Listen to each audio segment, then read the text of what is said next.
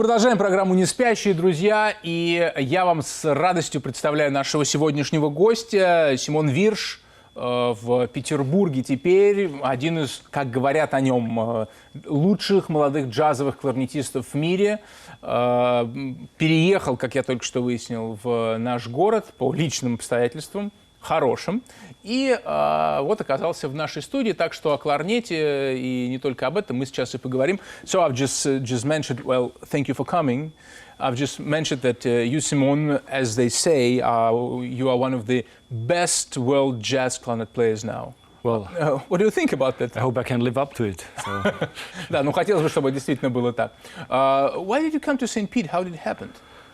Почему вы переехали в Петербург вообще? It happened, well, my first experience with coming to Russia and playing music started in 2015 when I had the chance to do the Monte tour.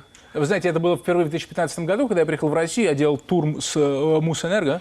So we traveled with the bus from Dubna all the way to Vladivostok and played about... With a bus? Yeah, a bus full of musicians. Это был музыкальный автобус, мы из Дубны, это под Москвой, ехали во Владивосток. Автобус был полон музыкантов. Right, and we played about 70 concerts and stopped in every more or less major village or city. Да, и у нас было около 70 концертов, и мы останавливались в более-менее крупных городах или деревнях. Right, the open-air concerts, philharmonies, jazz clubs, and клубы, филармонии, open-airы. Yeah, so that was the first experience. И так я оказался в России. So now you moved to St. Petersburg. So now last year I played. So since 2015 I'm coming back every year because I made friends, had projects with different musicians, and play every year here. And last year in April I met my now girlfriend and I moved here. And ну вот все как обычно бывает из-за русских женщин. С 2015 года я возвращался сюда каждый год, у меня были здесь кое-какие выступления, проекты. И вот с апреля прошлого года я встретил здесь свою девушку, и теперь я живу в Петербурге. Вот такая история. So the closest gig of yours is on 18th of March. Yes, I guess so. That must be the closest so far at the JFC Club with Andrei Kondakov. And we'll play some fusion. I will play like a modern way of playing the clarinet with effect pedals, and should be a lot of fun. Да, и вот, кстати, ближайший концерт Симона будет 18 числа в клубе GFC с Андреем Кондаковым. Как говорит наш гость, я буду играть современным образом на кларнете, используя всевозможные педали, так что это будет довольно интересно. Кстати, вот про это интересно поговорить, про то, что происходит какое-то изменение, и почему, например, нужно использовать педали для того, чтобы играть теперь на кларнете. So, by the way, coming to this theme on the changing the sound of the clarinet, why do you do that? You think that let's say, the pure sound it doesn't work anymore? No, it's very beautiful, the pure sound, and I love it. I play also classical music, and it's beautiful, but it just gives you different ways of playing, and maybe to separate you from what is already known. Да, вы знаете, ну просто я очень люблю классическую музыку и много играю на кларнете, и прекрасный звук у кларнета чистый, но мне кажется, здесь есть возможность сделать что-то новое, чем еще никто не занимался. Ну вот, кстати, интересно узнать у джазового музыканта, переехавшего в Петербург, как вообще мы-то здесь в собственном соку варимся, да, мы представляем, как все устроено, а вот как с его стороны, современный мы джазовый город, несовременный. So coming back to you, having a fresh view on St. Pete, on the jazz point of view, what do you think? Is it? How do you find it? Because, you know, some people proclaim bebop is dead. Некоторые говорят, бибоп умер, и не надо больше играть бибоп. А кто-то говорит, somebody says different thing, you should play the standards for all of your life, and then кто-то говорит, надо играть только джазовые стандарты, потому что в этом самая суть джаза. Well, I found out very quickly that it is like really strong here, the jazz scene, and especially the bebop scene. After, I think 2 years ago, I went first time to the Head Bar. So, and that's the place where every night you can hear some of the best musicians in town. Вы знаете, ну я с удивлением для себя обнаружил, что довольно сильное джазовое движение в Петербурге. И, кстати говоря, уровень бибопа здесь довольно высокий. Как-то пару лет назад я оказался в Шляпе и понял, что вот там реально можно услышать настоящих джазовых музыкантов, очень сильных. Yeah, they're really great here. I mean, Они просто потрясающие там. So did you jam with them? Играли ли вы с ними? yes, so I think from the first or second appearance on a jam session, I met the best musicians, and I trying to hang in there with them and try to contact them. And so, I mean, Andrei Kondakov is the best example. Like, he was kind enough to let me sit in with his bands, and now we're playing together. So it's been a beautiful experience so far. Да, ну, вы знаете, действительно, через какое-то время я уже с ними познакомился, и мы начали... Вот Андрей Кондаков, например, разрешил мне с ними попробовать, и теперь мы вместе выступаем, поэтому отличный у меня был опыт и отличная возможность. Кстати, никогда никого не спрашивал о том, а как вообще в джеме, как джазовые музыканты оказываются внутри вот этого хаус-бенда, это так называется оркестр, ансамбль, который играет во время джема, как там вообще оказаться внутри? By the way, I've never asked anybody, it's just a technical question, but how do you come into on the jam when people are playing? You just approach, saying, "Can I play with you?" Просто подходите и говорите, можно ли с вами сыграть? Как это происходит? We can go together if you want. А мы можем вместе пойти, я вам покажу, как это происходит. No, different ways. Some guys, they just suddenly they appear on the stage and interrupt you, and they start playing. Or Иногда просто кто-то появляется на сцене и перебивает тебя и начинает играть. other guys, they ask kindly, who is the boss, and can I sit in? Бывает, спрашивают, кто главный, могу ли я встать рядом с вами. And usually jazz musicians, they know the same songs, so you can just find something together that you can all play.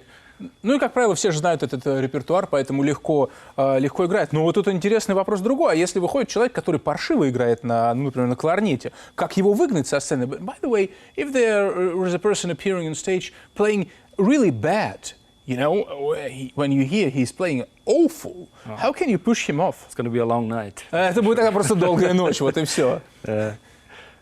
Is there any way to push him off stage? No, there is just a musical way how to deal with it. I mean, most people would just challenging him enough to maybe sit in the audience next song.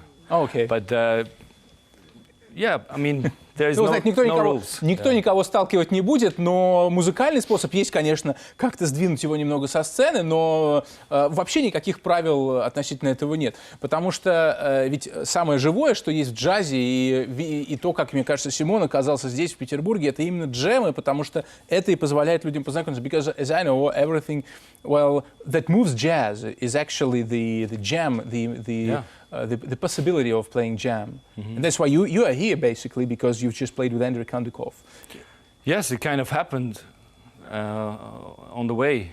But I must add that I never experienced something like jam sessions were always great. There was not one single person that was on the wrong place, or because I think musicians, they feel if they belong to the place or if they have to find a different group of family or jam. So it was always great and a lot of fun. Okay. Ну да, действительно, вы знаете, все вот джемы, которые были здесь в Петербурге, классные. И вообще я никогда в плохом джеме не участвовал, потому что музыканты всегда понимают, где и как они оказываются. Так что было классно. В биографии нашего гостя есть такой еще эпизод, связанный с джазовым конкурсом в Монте-Карло. Он получил там призовое место. Но вообще как-то не принято вроде бы джазовые музыканты и конкурсы. Как это получилось? Для меня, например, это загадка. So there is a line in your bio about the Monte Carlo jazz competition. But as we usually know, the jazz musicians are far away from all kind of competitions. You usually don't take place in. How did it happen? Well, ну, вы знаете.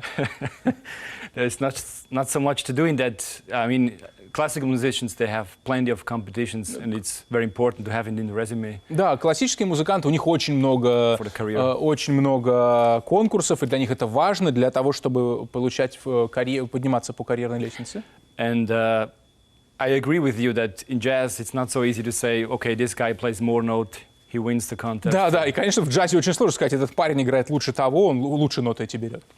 But at a certain point in my life, when I was in my 20s, I was just doing everything, and I was looking, what can I do, and I tried everything, so that was one of them. И я просто, знаете, когда я был 20-летним парнем, я искал все, чем я могу заняться, и вот почему бы нет, так я принял участие в этом конкурсе. Ну, интересно, does it work like that with the, let's say, with jazz musicians? Because when you're playing classical music, we all know how it happens. Yeah. You win the competition, you got the different prize. That's it, and you've got a lot of offers.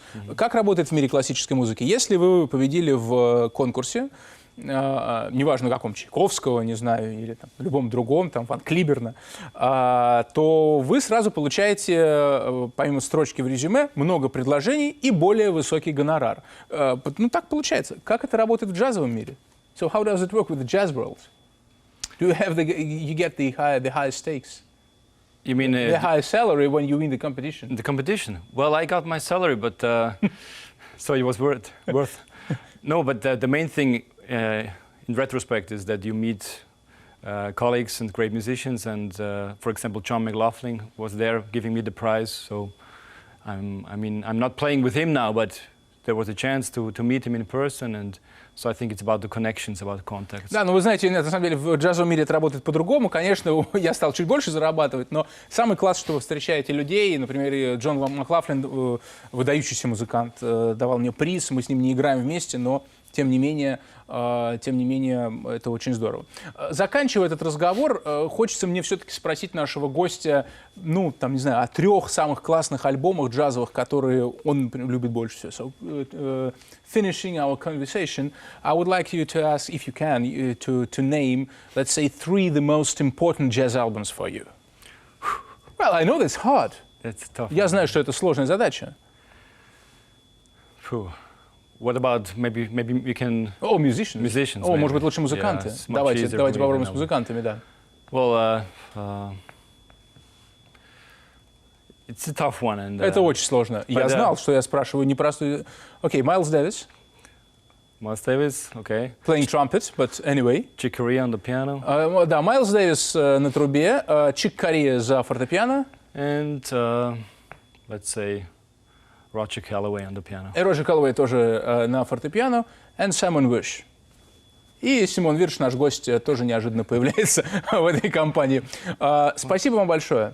Thank you very much for coming. Thanks to you for your invitation. Спасибо вам за приглашение, говорит Симон. Вам, друзья, мы рекомендуем послушать, как наш гость играет. Правда, классно. 18-го GFC. Ну и, в принципе, ищите в городских афишах. Мы здесь, знаете, в программе «Не спящие» всегда любим представить вам новое для Петербурга имя, потому что чем больше мы с вами знаем, тем лучше потом ходим в разные концертные заведения. В общем, на паблике телеканала 78 вы, надеюсь, подписались. Они только что проскочили вот здесь, в нижней части экрана. Это была программа «Не спящие». Мы с вами увидимся через неделю, также в 0:35, и будем разговаривать о том, что считаем важным. До встречи.